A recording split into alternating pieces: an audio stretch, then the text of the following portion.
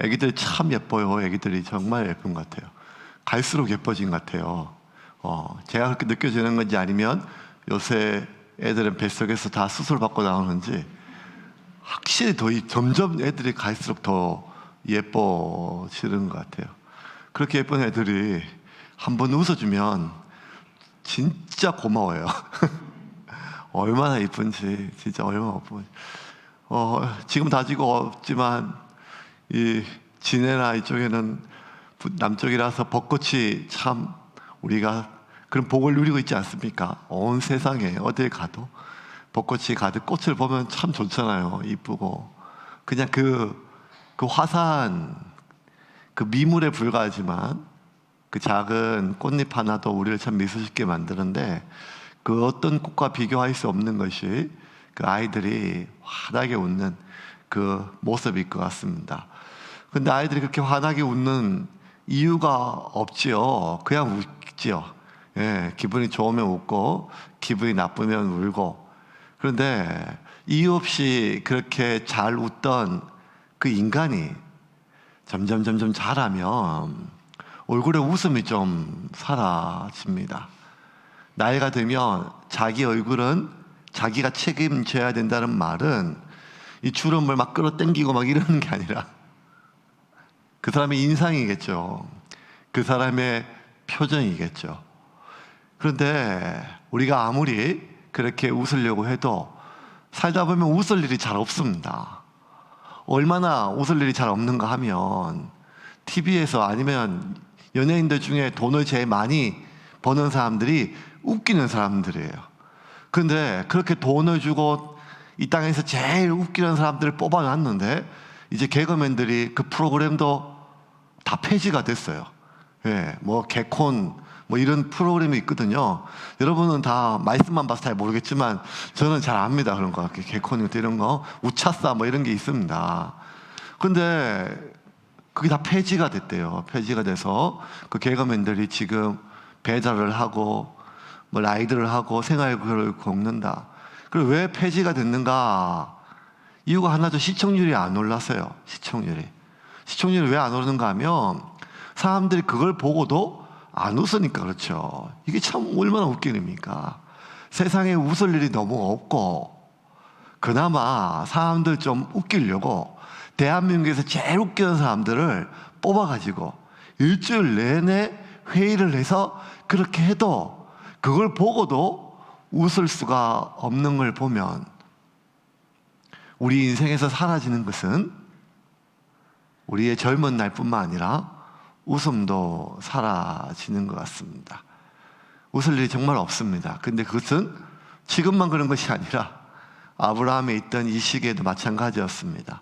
오늘은 우리가 사라가 웃는 일을 좀 살펴보려고 해요. 사라가 웃었어요. 그게 뭐 대단하지만 사라가 웃었어요. 왜냐하면 이 창세기를 계속 공부하다 보면 사라의 인생이요, 이 보통의 인생이 아니거든요. 아무것도 모른 채 나고 자랐던 그 갈대아 우르를 남편 말 하나 믿고 떠났어요. 그리고 25년 동안 사라는 정말 웃을 일이 하나도 없었어요. 아니, 웃을 수가 없었어요. 그런 사라가 아들을 낳았어요. 그리고 그 아들이 사라를 웃게 만들었습니다. 90세에 낳은 그 이삭이 사라를 웃게 만들었습니다. 오늘 본문 1절과 2절 같이 읽겠습니다. 여호와께서 말씀하신 대로 사라를 돌보셨고 여호와께서 말씀하신 대로 사라에게 행하셨으므로 사라가 임신하고 하나님이 말씀하신 시기가 되어 노년의 아브라함에게 아들을 낳으니.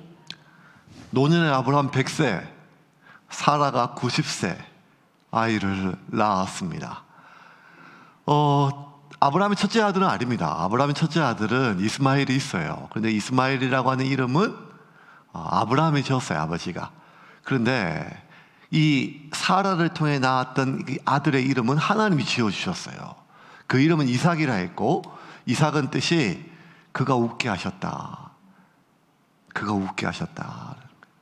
그 사람이 나를 웃게 했다는 것입니다. 그러니까 사라는 나를 웃게 하는 것입니다. 내 인생을 웃을 수 있도록 해 주는 것입니다. 모든 자식이 태어날 땐 웃어요. 웃겨줘요. 예, 잘하면 계속 울게 만들지만 예, 자식이란 그렇게 웃게 하지요. 이삭은 사라를 웃게 했어요. 아니, 정확히 얘기하면 하나님이 이삭을 통해서 사라를 웃게 하셨어요. 6절입니다. 같이 읽겠습니다. 오늘 말씀 6절 말씀. 사라가 이르되 하나님이 나를 웃게 하시니 듣는 자가 다 나와 함께 웃으리로다. 사라가 이르되 하나님이 나를 웃게 하시니 듣는 자가 다 나와 함께 웃으리로다. 성경에 보면 사라가 이 주요 등장인물은 아니었죠. 아브라함이었어요. 아브라함이 아내였기 때문에 좀 나오죠. 기껏 나오면 이렇게 좀 이렇게 미모 이런 거였죠. 잘 안 나와요. 그런데 이 사라가 등장했던 대부분 중에 또 하나 우리가 좀 아는 건 사라가 좀 웃는 것 나오죠. 근데 그 웃음이 기뻐서 웃는 웃음은 한 번도 없었어요. 기가 차서, 너무 황당해서. 근데 오늘은요, 뭐라고 하면 하나님이 나를 웃게 하신다라고 하는 말은 그냥 이 상황이 아니라 그 삶의 모든 고통을 잊어버리게 만드는 그런 하나님의 보상의 웃음이었습니다. 사라의 인생이 어땠는지는 65세 이전까지는 잘 안 나와요. 한 번도 안 나오죠. 단지 자식이 없었다는 것, 갈대아 우르의 아브라함의 아내였다는 것 말고는 안 나와요. 성경에 나온 것은 65세 이후의 삶입니다. 그리고 25년의 삶입니다. 근데 성경에 등장했던 이 사라의 65세 이후에 갈대아 우르를 떠난 하나님의 약속을 들은 그 남편의 말을 듣고 갈대아 우르를 떠난 사라의 25년의 삶은 그 순간부터 오르막길이었어요. 그냥 오르막길이 아니라 숨이 그냥 턱턱 막히는 그런 오르막길이었어요. 지난주 수요일날 제가 그 오르막이라고 하는 유행가 가사를 들려드렸거든요. 사실 그거 주일날 써먹으려고 내가 아껴놓은 건데 수요일날 써먹었어요. 갑자기 왜 그랬는지 갑자기 그럴 때가 있거든요. 그런 거. 예. 아니 그 가사가 갑자기 우연코 들었는데 확 박히는 거예요. 박히는 게요. 이런 거예요. 그게 윤종신이라는 작가가 이렇게 만들었던 노래인데 제목이 오르막인데 이제부터는 웃음기 사라질 거야. 저기 저 가파른 길 좀 봐. 이제 미소를 기억해 두자. 이 미소를 웃을 일이 없으니까. 그러면서 뒤에 나오는 가사가 더 참 이렇게 와닿는 가사예요. 어떤 가사인가 하면 지금까지 우리가 왔던 길은 완만한 길이지만 그래서 달콤한 말을 서로 주고받았지만 이제 이 오르막길을 오르는 이 길 동안은 우리의 이야기 속에 그런 말은 없을 거야. 단지 거친 숨소리와 신음소리, 땀내 가득한 그 한탄의 소리뿐이라는 거예요. 이 얘기를 이게 성경도 그렇지만 노래 가사도 그 읽는 시기와 연령대에 따라 좀 다르게 다가오는 것 같아요. 살다 보면 결혼할 때 신혼부부 알콩달콩 같지만 여러분 그때부터 전쟁이 시작되잖아요. 예, 사랑과 전쟁 이렇게 얘기하는데 사랑이 어디 있어요? 전쟁뿐이죠. 그래서 사랑하는 동반자가 아니라 전우예요. 전우.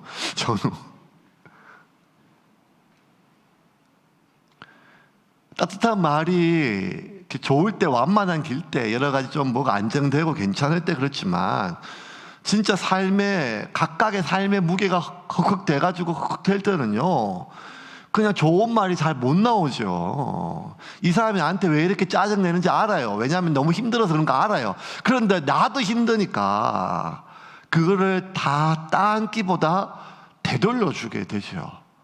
그렇게 왔다 갔다 하는 말들 속에 그 거친, 그 땀내 가득한 그 삶의 지능통해 속에서 무너졌던 그 삶의 모든 감정들이 여과 없이 그 배우자에게 흘러갈 때, 또 들어올 때, 내가 나한테서 나간 말은 잘 기억이 안 나지만 내가 들은 말들은 다 영혼에 각인되잖아요. 그 눈빛. 그냥 화가 나서 그 상황이 한 말인데 자꾸 내 마음속에 이게 이 사람이 나에 대한 진실이라고 여겨지면 사는 게 이거만큼 서글픈 게 없어요. 그러니 옛날에는 제가 주례할 때는요 하나님 택하신서 사랑하고 아끼라 이래 했지만 요즘은 제가 주례할 때 결혼 주례할 때 뭐라고 하면 예, 사랑은 견디는 거다. 네가 이 사람 견디고 있으면 그 사랑하는 거다. 상대방이 나를 견디고 있으면 내가 지금 사랑받고 있는 거다. 왜냐하면 사랑은 오래 참는 거니까.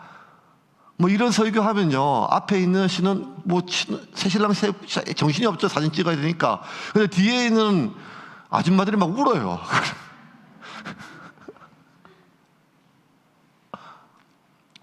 사라가 진짜 오르막길이었어요. 자식을 낳지 못하는 여자의 삶이 참 서럽죠. 근데 사라는 그 서러움을 넘어서 비참했어요. 왜냐하면 자기 손으로 다른 여자를 내 남편의 침상에 집어넣어줘야 됐거든요. 그 서러움을 넘어서 인간으로서의 비참함이잖아요. 한 여인으로서. 근데 더 기가 막힌 거는 자기 몸종이었던 하갈이 내 남편의 자식을 낳았다는 이유로 자기를 모욕하고 온갖 멸시를 다했대. 인간으로서 당할 수 없는, 견딜 수 없는 모멸감으로 이 사라가 얼마나 무너지고 그의 삶이 깨어졌어요. 독해졌어요. 악해졌어요. 그 정도로 사라의 삶이 무너졌어요. 근데 더 기가 막힌 거는 남편 하나 말 믿고 나고 자랐던 갈대아 우르를 떠나서 지난 25년 동안 이 고생을 했는데 그 남편이 나를 다른 남자의 첩으로 팔았어요. 돈을 받고 가축을 받고, 그것도 2번씩이나. 그러니까 사라가 지난 25년 동안 살았던 삶이 이런 삶이란 말이에요. 그러니 그게 어떻게 웃을 수가 있겠어요? 웃을 수가 없죠.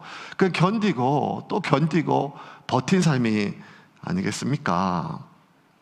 그런데 그 이삭의 출생은요, 사라를 통해 태어난 이삭의 탄생은요, 사라에게 25년 동안의, 아니 어쩌면 90여 년간의 그 모든 서름과 아픔을 다 잊게 만들 수 있는 보상이었고 기쁨이었어요. 이 말이 참 희한한 말 같아요. 살다 보면 절대로 잊혀지지 않을 아픔들이 있거든요. 절대로 사라지지 않을 기억들이 있어요. 사라한테 남편이 자기를 첩으로 팔았던 일이 그런 일이에요.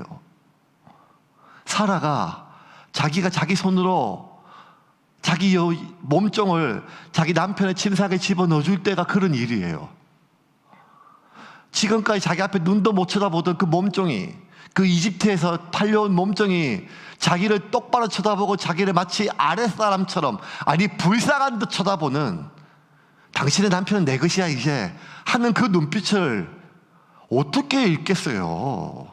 살다 보면 나는 죽을 때까지 못 잊어. 저 말은, 저 눈빛은 내가 죽을 때까지 잊을 수가 없어. 이 아픔은 영원히 사라지지 않아. 그런 게 있죠.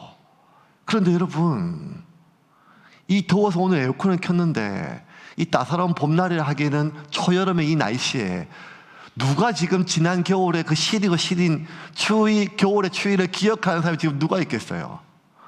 그냥 머릿속으로 기억나지요. 관념적으로.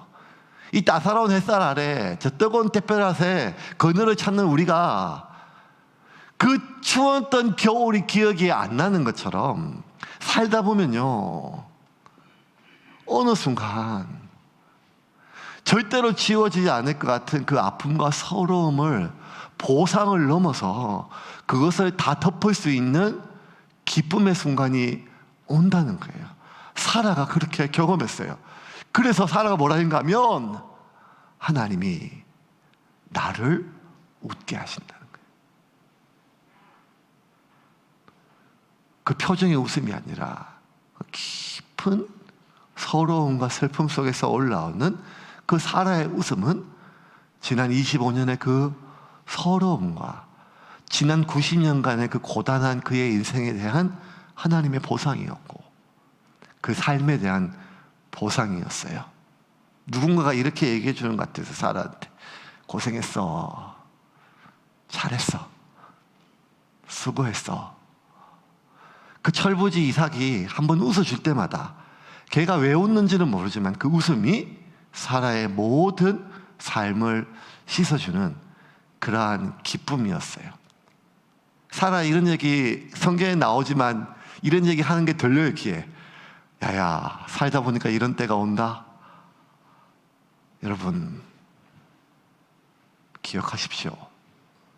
절대로 잊혀지지 않을 것 같은 이 상처, 절대로 사라지지 않을 것 같은 이 현재의 아픔, 죽을 때까지 내가 잊을 수 없는 그 말과 그 눈빛이 따사로운 봄날, 지난 겨울의 추위처럼 우리에게 다 덮이고 잊혀지고 우리를 웃게 하실 하나님의 시기와 때가 있다는 것을 믿으시기를 주님의 이름으로 축원합니다. 사라가 그랬습니다. 그런데 이 사라의 보상은 사라가 갈대아 우르를 떠난 지 25년이 지나서야 주어졌어요. 너무 오래됐죠. 그 전에 분명히 하나님께서 약속 주셨어요. 사라한테. 아브라함한테도 약속을 주셨어요. 즉 25년을 그냥 무조건 나중에 어떻게 해줄게, 내가 갚아줄게, 죽으면 내가 보상해줄게, 이렇게 하지 않고 하나님께 약속해 주셨어요. 자식을 낳을 거야, 내가 너를 통해서. 근데 이 약속을 분명히 주셨음에도 불구하고 지난 25년에 그 약속이 사라한테 위로가 안 됐어요. 왜냐하면 너무 현실과 동떨어졌거든요. 하나님은 아브라함에게 사라를 통해서 아들을 낳을 것을 약속해 주셨어요. 창세기 17장 17절 말씀이에요. 같이 한번 읽어볼까요? 아브라함이 엎드려 웃으며 마음속으로 이르되 100세 된 사람이 어찌 자식을 낳을까? 사라는 90세니 어찌 출산하리요 하고. 하나님 말씀해 주셨는데 엎드려 웃었어요. 그리고 마음속으로. 왜냐하면 하나님이, 천사가 얘기하니까 앞에 대놓고 얘기할 수 없죠. 지금 나한테 얘기하는 게 그냥 점쟁이가 아니라 하나님이에요. 천사야, 알아요. 그런데 그 하나님의 말씀인데도요, 이게 너무 내 현실하고 동떨어지면요, 지금 내 상황하고 너무 동떨어지면 헛웃음이 나와요. 헛웃음이. 누군가가 내가 너무 힘들어하니까 위로해줘요. 나를 막 위로해줘요. 격려해줘요. 힘을 내라고 해요. 그런데 그 말이 아무리 진심이어도, 나에게 그렇게 해주는 그 사람이 아무리 내가 신뢰할 수 있는 사람이라도 그 말이 내 현실과 너무 동떨어져 있으면 우리는 그냥 헛웃음이 나온단 말이에요. 하나님의 말씀이라 할지라도 하나님을 경외해서 하나님 말씀 때문에 본토 친척 아비집 다 떠나서 여기까지 왔던 아브라함조차도 그 하나님의 약속이 내 삶과 너무 내 현실과 이 상황과 동떨어지면 그냥 헛웃음이 나와요. 심지어 이 설교도 그래요. 그냥 이런 얘기 들으면, 사라의 얘기 들으면 딱하다. 아휴, 나만 그렇게 산 게 아니네. 복 없는 여자가 옛날에도 이스라엘 땅도 있었네. 뭐 이런 얘기, 그렇게 공감이 되긴 하지만 사라를 웃게 하신 것처럼 하나님이 저와 여러분을 웃게 하실 것입니다. 이 말이 그냥 설교였죠. 설교. 그게 위로. 왜냐하면 내 상황하고 거리가 너무 떨어지니까. 사라도 마찬가지였어요. 하나님은 하나님과 두 천사를 아브라함이 지극정성을 다해서 환대하니까 하나님께서 또다시 사라를 통해서 아들을 낳을 것에 대해서 말씀해 주셨어요. 그런데 사라가 이야기 듣고 또 웃었어요. 18장 12절 말씀 같이 읽겠습니다.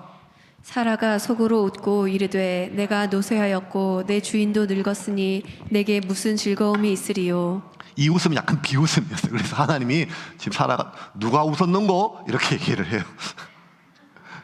예, 이거 기억나면 궁예 보신 분이에요. 누가 소리를 내었는고? 이러면서 철퇴로 막 때려 죽이거든. 궁예가 있거든. 하나님이 누가 웃었는고? 이렇게 얘기를 하세요. 지금 사라 자기도 모르게 비웃음이 이렇게 나왔어요. 왜냐하면 이게 하나님 말씀이에요. 하나님 약속이에요.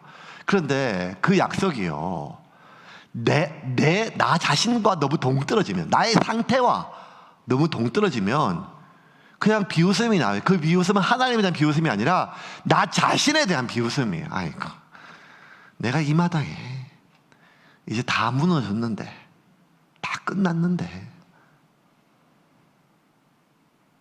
이 상황에서 이게 무슨, 남들이 들어도 웃겠다라고 하는 거예요.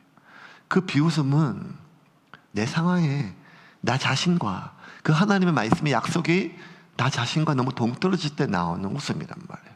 그러니 지난 25년 동안 하나님은 계속해서 약속을 주셨거든요. 말씀을 주셨거든요. 그런데 그 말씀이 내 상황과 현실과 너무 동떨어져서 그냥 헛웃음이 나오고, 하나님은 반복해서 약속을 주셨는데 그 말씀이 나 자신과 너무 동떨어지니까 그냥 비웃음이 나오는 거예요. 쏜웃음이 나오는 거예요. 그렇게 지난 25년 동안 지냈던 거예요. 버텼던 거죠. 아니, 안 죽어서 살았던 거예요. 하지만 여러분, 오늘 본문을 보면 이삭이 태어났어요. 이 태어나는 하나님이 이스라엘을 만드시고 이 땅에 하나님의 미시파트, 떼저트, 하나님의 나라의 가치관을 실현하는 그 나라를 세우는 그 놀라운 역사를 이룩하는 가장 중요한 것이 이삭의 출생이었고, 이삭의 출생을 위해서 2번이나 첩으로 팔려갔지만 그 사라를 보호하셨던 하나님의 모든 계획이 이제 실현되는 거예요. 그리고 신학적으로는요, 여러분, 이삭의 탄생이요, 예수님의 탄생의 모형처럼 나와요. 아기를 낳을 수 없는 상황에서 기적적으로 약속의 아기가 태어나는 이 관점이라는 거예요. 그리고 예수님께서 십자가에 못 박혀 희생하듯이 하나님께, 성부 하나님의 아들 예수님을 그 골고다에서 희생하듯이 아버지 아브라함이 이삭을 모리아 산에서 희생하는 그 장면들. 그래서 이 구약은, 창세기는 모세가 이 예수님 태어나기 1500년 전의 사람이지만 예수님의 그 탄생과 이삭에 굉장히 비슷하게 하나님의 계시로 기록되어진 이쪽의 모형이란 말이에요. 그 얼마나 중요한 순간이에요. 근데 이 중요한 이삭의 탄생의 첫 시작을 뭐로 시작하는가 하면 말씀대로라고 말해요. 말씀대로. 1절 한번 볼까요? 1절. 다시 우리 아이가 아까 읽었던 1절 말씀 다시 한번 읽겠습니다. 여호와께서 말씀하신 대로 사라를 돌보셨고 여호와께서 말씀하신 대로 사라에게 행하셨으므로. 여호와께서 말씀하신 대로 사라를 돌보셨고 여호와께서 말씀하신 대로 사라에게 행하셨으므로. 여러분, 말씀하신 대로는 상관이 필요 없어요. 그냥 여호와께서, 그냥 다시 띄워주세요. 여호와께서 사라를 돌보셨고 여호와께서 사라에게 행하셨어, 이렇게 하면 돼요. 말씀하신 대로라는 것은 굳이 문맥이 어색할 정도의 삽입이에요. 그런데 이것을 강조하시는 하나님은 왜? 말했다는 거예요. 말했다는 거예요. 지난 25년간 그냥 버티고 견디고 온갖 서러움 속에서 할 수 있는 게 아니라 지난 25년 동안 내가 말했는데 그 말이, 그 약속이 상황과 너무 동떨어진다고, 너 자신과 너무 동떨어진다고 비웃고 헛웃음져서 지난 25년이 왜 그렇게 힘들었는가 하면 하갈이 너무 악랄해서, 남편이 너무 이중적이고 무능해서가 아니라 네가 내 약속을 못 믿었다는 거예요. 왜? 현실을 보고, 상황을 보고, 너 자신을 보고. 나의 약속은, 여호와의 말씀은 무에서 유를 창조하는 아무것도 없는 이 빈 공간에, 아니 공간조차 없는 무의 상태에서 말씀이 선포될 때 빛이 생기고 우주 공간이 생기고 이 모든 것이 생기는 그 말씀의 능력인데, 너의 상황 때문에, 현실의 벽 때문에, 너 자신의 상태 때문에 내 약속을 믿지 못했기 때문에 지난 25년은 너에게 고통이고 암흑이고 어둠이었다는 거예요. 그래서 하나님께서 말씀대로 사라를 돌보셨고 말씀대로 사라에게 행하셨다는 거예요. 하나님이 사라를 통해서 이삭을 낳을 거라는 구체적인 첫 계시는 이 메소포타미아 4개국 연합국과 아브라함이 싸웠던 그 직후예요. 그런데 하나님께서 왜 이 시기에 주셨는가? 2절 한번 볼까요? 2절 같이 읽겠습니다. 사라가 임신하고 하나님이 말씀하신 시기가 되어 노년에 아브라함에게 아들을 낳으니. 자, 중요한 건 무엇인가 하면 하나님이 말씀하신 시기가 돼요. 하나님은 말씀하신 대로 사라를 웃게 하셨어요. 근데 언제 웃게 하셨는가 하면 말씀하신 시기가 되었어요. 말씀하신 시기가 되었어요. 근데 여러분, 그 말씀하신 시기, 왜 하나님이 처음 말씀하신 것은 아브라함이 그 전투에 승리했을 때요. 이삭이 태어나기 전 13년이란 말이에요. 13년 전이에요. 창세기 15장 4절 한번 볼까요? 같이 읽겠습니다. 여호와의 말씀이 그에게 임하여 이르시되 그 사람이 내 상속자가 아니라 내 몸에서 날 자가 내 상속자가 되리라 하시고. 자, 그때 하나님께서 처음 말씀하셔서 구체적으로 뭐라고 하냐면 태어나겠다. 왜냐하면 이때 아브라함이 이렇게 얘기했어요. 그 메소포타미아의 4개국 연합국과 싸워 승리했어요. 가나안의 맹주가 됐어요. 패권자가 됐어요. 모든 사람들이 이 아브라함의 보호 아래 있게 되었어요. 자기가 남의 보호 아래 있다 빌붙어 살다가 남을 보호하는 그런 위치가 됐어요. 모든 걸 누릴 수가 있어요. 그런데 아브라함이 이게 하나도 안 즐거웠어요. 왜냐하면 내 나이 이제 90, 100세인데 이게 뭔 소용이야. 곧 죽는데 이 땅을, 이 가축을 물려줄 자식 하나 없으니까. 그래서 하나님께서 하나님 저는요 이거 그냥 제 늙은 종 저 엘리에셀밖에 물려줄 사람이 없습니다. 그때 하나님께 얘기했어요.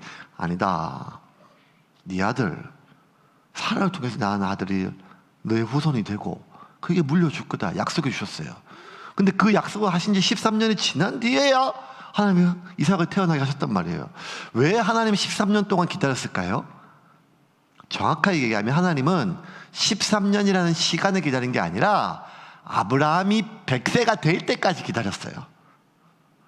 왜 아브라함이 100세가 될 때까지 기다렸는가 하면 아브라함의 몸이 생물학적으로 완전히 자식을 생산할 수 없을 정도에 죽었을 때까지 기다린다는 거예요. 여자는 아이를 낳을 수 있을지 없을지 임신할 수 있는지 생물학적으로 폐경기가 결정이 되잖아요. 남자는 그게 잘 애매모호한데 100세라고 하는 나이는 누가 보더라도 그냥 남자가 생식 기능이 완전히 사라지는 그러한 시기란 거예요.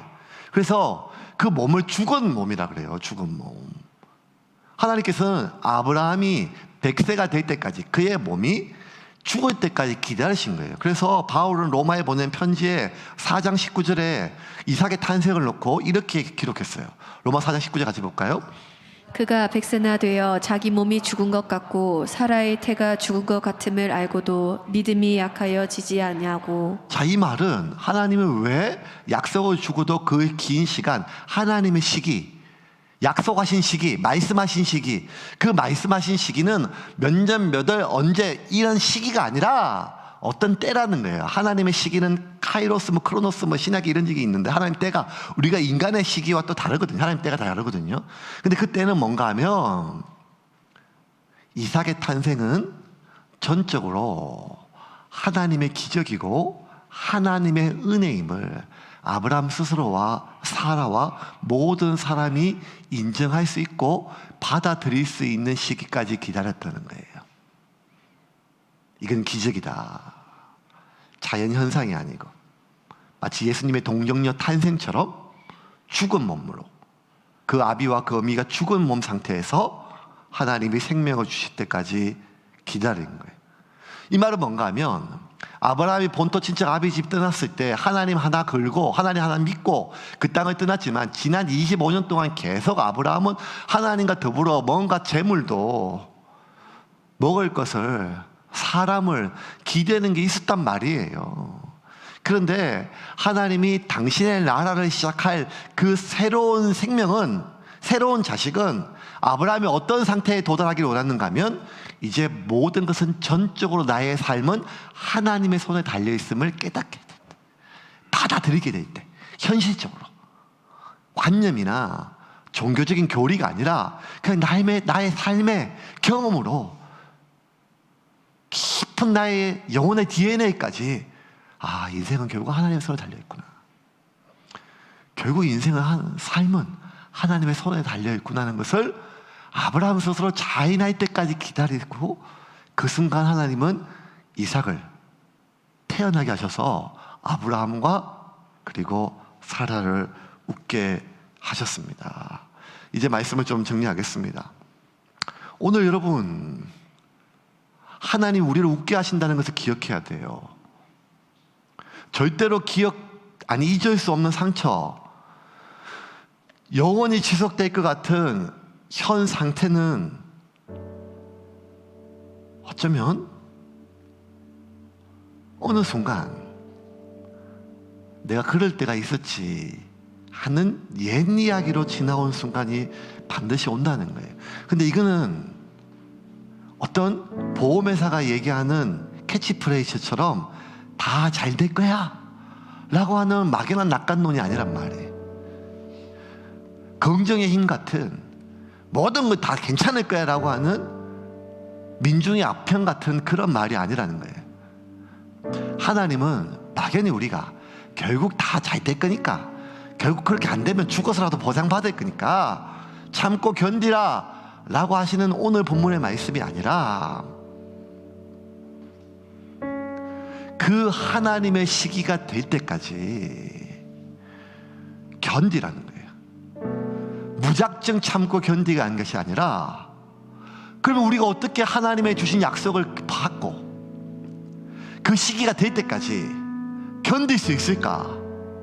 성경은 한 가지를 제시합니다. 그 무엇인가 하면 위로입니다. 위로.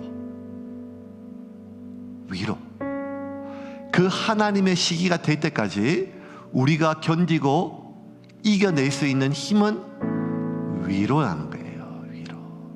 근데 그 위로는 내 아픔을 공감해주고 나의 감정을 위로해주는 그런 따뜻한 말, 그런 차원의 위로가 아니에요. 그런 위로는요, 바닷물처럼 먹으면 계속 내 안에 갈증이 나요. 그런 위로는요, 설교 시간에, 기도회, 부흥회 때 뭐가 다 해결될 것 같은 잠깐의 카타르시스가 있지만 집에 돌아가서 여전히 어둡고 침침한 내 현실 속에 더 이전보다 더 스물스물 올라온 서러움과 비참함 속에서 잠깐 지나가는 바카스 같은 거라는 거예요. 하나님이 얘기하는 그 위로는 그냥 그 싸구려 몇 마디의 동정이 아니라 믿음의 눈으로 바라보라는 것입니다. 하나님의 약속이 반드시 실현될 것이라고 하는 믿음의 눈으로 보라는 것입니다.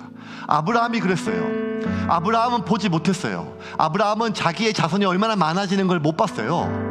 아브라함은 이스라엘이라고 하는 나라를 못 봤어요. 그런데 아브라함이 마지막 죽을 때 그의 마지막 눈에 비쳤던 것은 이삭이었어요. 하나밖에 없었어요.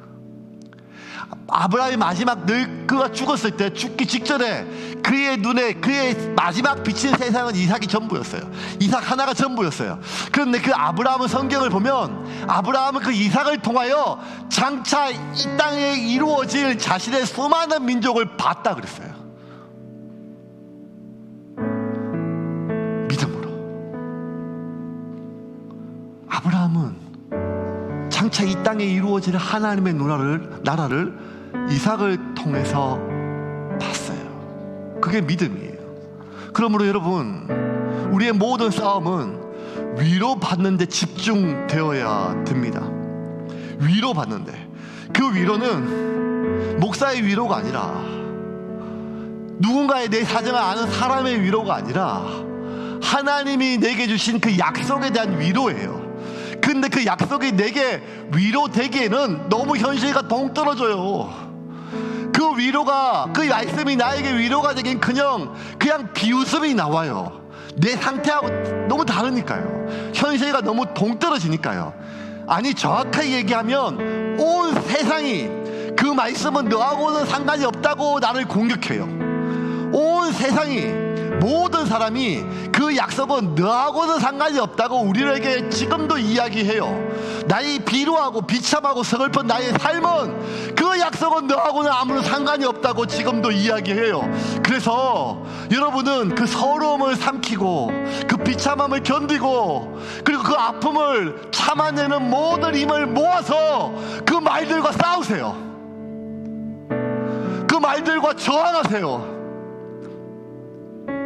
그 하나님의 약속은 너하고 상관이 없다. 그 하나님의 약속은 지금 너의 현실과 상관이 없다라고 하는 그 말과 여러분 내 안에 있는 그 생각과 싸우세요. 여러분의 마지막 힘을 한마디라도 더 위로받기 위하여, 공감받기 위하여, 동정받기 위하여 쓰지 말고 하나님의 말씀을 믿음의 눈으로 바라볼 수 있도록 싸우세요. 그걸 할 때 우리는 사람이나 어떤 성직자가 아니라 친한 누군가가 아니라 하나님의 약속을 통하여 위로를 받을 것입니다. 그 위로는 너무나 견고해서 칼날 앞에서도 불 앞에서도 우리를 돌로 찢어놓는 톱 앞에서도 우리를 견디는 것이 아니라 이길 수 있는 능력으로 다가옵니다. 히브리서 11장은 그 모든 우리의 선배들의 이야기입니다. 그들은 그냥 견딘 것이 아니고 그냥 참아낸 것이 아니라 이겨냈습니다. 무엇으로? 장차 하나님이 이루실 그 약속이 이미 실현된 것을 바라보고 그들은 위로받고 그들은 견딘 것이 아니라 이겨냈습니다. 그러므로 여러분, 이번 한 주 여러분의 모든 힘을 동원하여 하나님의 말씀이 여러분과 상관이 없다고 하는 그 생각과 이야기와 마음들로부터 저항하시고 하나님이 주시는 그 약속을 통하여 믿음으로 위로받는 저와 여러분이 되기를 주님의 이름으로 축원합니다. 그리하여 세상이 줄 수도 없고 세상이 알 수도 없는 하나님의 평안이 저와 여러분을 지키고 여러분을 통하여 세상에 흘러갈 것입니다.